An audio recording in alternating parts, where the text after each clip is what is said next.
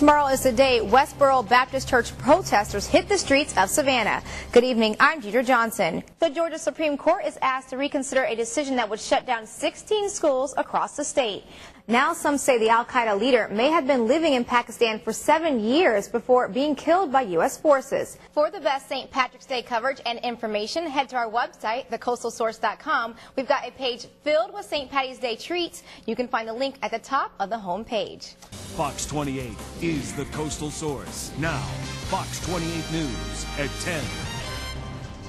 The 7-year-old boy who was attacked by a pit bull recovers tonight, where friends ask, will his life ever be the same? Deidre Johnson joins us live tonight from River Street, where the crowd is already gathering. Deidre. Hello, Casey. Yeah, so River Street is going to be the center of attraction this weekend. From fireworks to other events, it's a place where many people are going to come to celebrate. But with that comes the issue of safety, and that is one of many people's top concerns. The cleanup continues as officials in New York try to piece together what exactly happened. Fox's Dan Bowen reports. The assistant manager here at Mission Essentials says they run background checks to make sure guns like this one don't get in the hands of felons. George can do a little dance for us right now. Is there something you want to dance for us, George? Does he have a name for that dance, or is that like the happy dance? The Sand Gnats versus the Grasshoppers, and I've got highlights from historic Grayson Stadium coming up a little later on in sports. All right, the Sand Gnats versus the Grasshoppers, really? Yeah, really. That sounds like fun. I guess the Grasshoppers are annoying in Greensboro, like the Sand Gnats are annoying here in Savannah. All right, so we'll have that coming up next. Thanks. Electrical jolt incapacitates the body's muscles long enough for an officer to subdue the subjects. This is me being tasered. All residents are encouraged to leave their car home for National Dump the Pump Day. Did you leave your car home this morning? I drove my car today. But in honor of this, I probably should not have driven my car.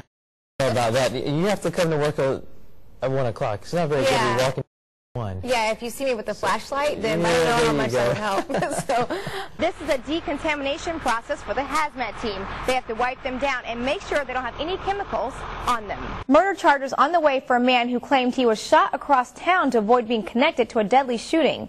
Levi Marshall was arrested on June 22nd for making false statements to police.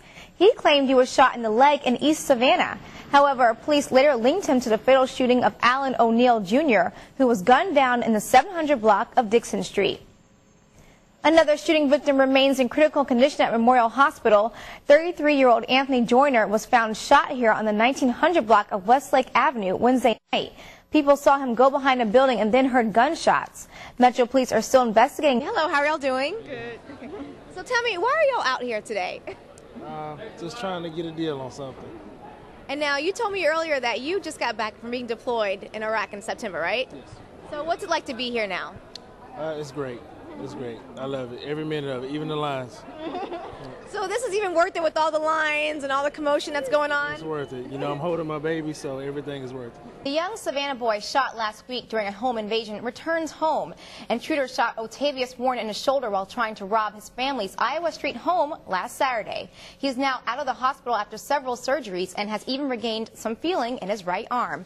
His sister says Warren's afraid to go back to the family's house. They're asking for help to get Otavius to and from medical appointments. Go to thecoastalsource.com, keyword Otavius Warren, if you want to help. We must click like, or we're going to go to that hot place. Alan has already clicked it, right? Click like. I haven't. I like. Click. I like a lot. Click. Wow. Yeah, exactly. I like a lot. Let's go to Westboro Baptist Church is protesting in front of 4 downtown Savannah churches tomorrow. For security measures, Metro Police are beefing up staff to keep protesters and counter-protesters safe. Hello, James. How's it going? Going good. Going good. I was just thinking about the weather today, and I was like, it was sunny in some places, and it got cloudy. Yeah, and I had a lot of clouds out there today, but that did help keep temperatures down a little bit. And now you're going to go back, cross your leg, and then pull. No, stop. She is. That was a good workout. That's fun. Coming up on Fox 28 News at 10, dogs and bonnets and dogs searching for Easter eggs. You don't want to miss this footage from a local event. Georgia Senator Saxby Chambliss co-sponsors a measure to extend emergency unemployment insurance benefits.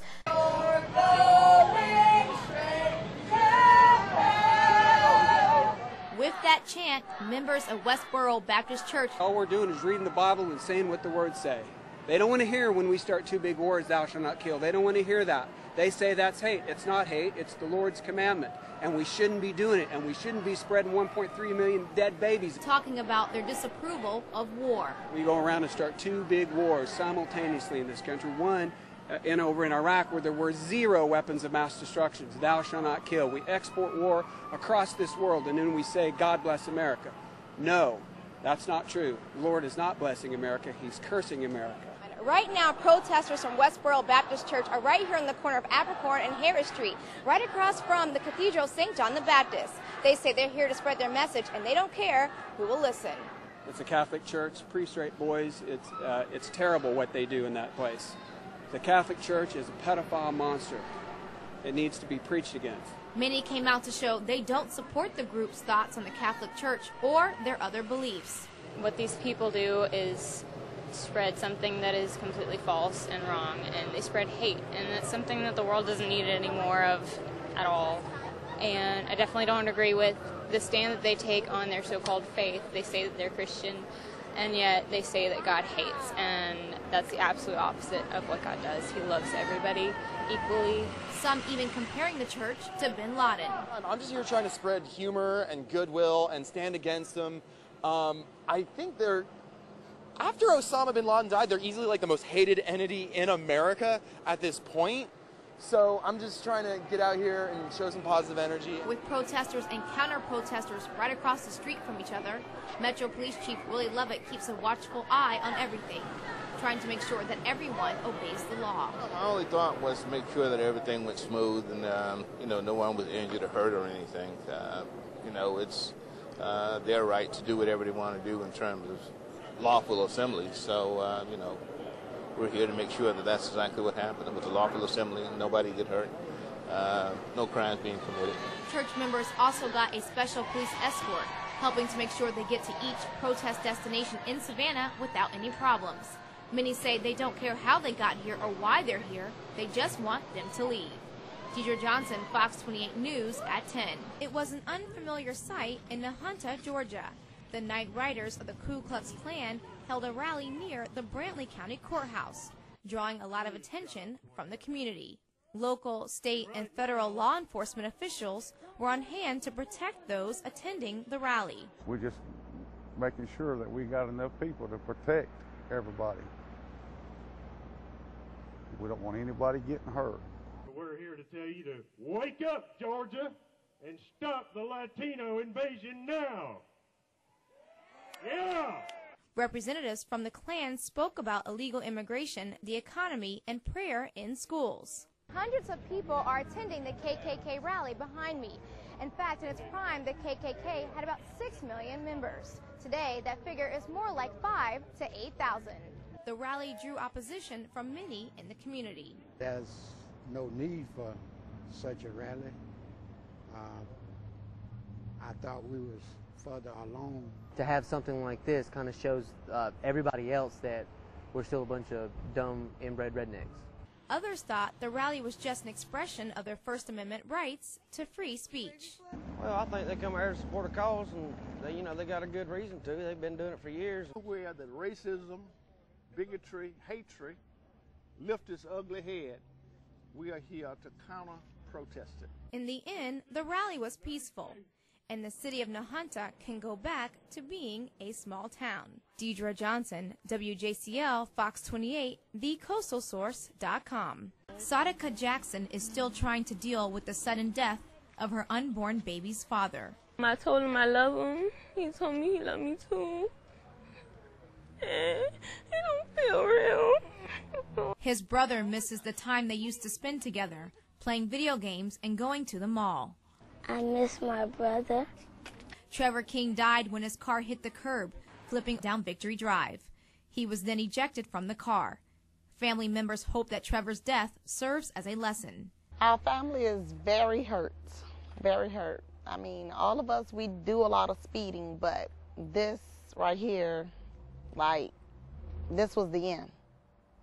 So you have to learn from somewhere, but this was our teacher to let us know that speed don't get you nowhere but dead. Right now, friends and family are gathered here at the house where Trevor King lived. They say they can't believe that he died, and especially at such a young age. He was changing. He was. That's all it can be as one, and trying to hold each other up. If we let one go, everything will fall down like dominoes. The family is planning to hold a vigil to bring family and friends together so that everyone will remember the life of Trevor King and learn from his mistakes. Deidre Johnson, WJCL Fox 28, the Coastal Source.